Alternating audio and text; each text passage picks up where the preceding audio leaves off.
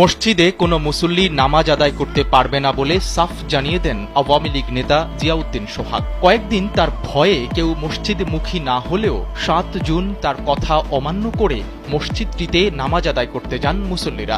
এতে ক্ষিপ্ত হয়ে ইমাম ও মুসল্লিদের পিটিয়ে মসজিদে তালা লাগিয়ে দেন ওই আওয়ামী লীগ নেতা।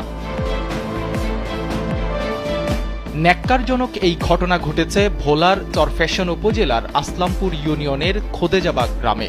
ইমাম ও মুসল্লিদের পেটানো জিয়াউদ্দিন সোহাগ উপজেলা কৃষক লীগের সাবেক যুগ্ম আহ্বায়ক এবং বর্তমানে আসলামপুর ইউনিয়ন তাঁতি লীগের সভাপতি। মসজিদে তালা দেওয়ার পরে মার খেলেও পার্শ্ববর্তী রাস্তার ওপর নামাজ আদায় করেন স্থানীয়রা। আমার একটা ধাক্কা দিছে, ধাক্কা লাগে আমার পিছিয়ে জানি কে আছে, সে আমার ধরিয়া লাগছে। আমি অসুস্থ ছিল বিভিন্ন, এরপর আমি ধরি লই আইসি। আমরা এই রাস্তার কোনাতে আছি ৩-৪টা মানুষ, ইয়া লাঠি একটা লই মসজিদের পশ্চিম পাশে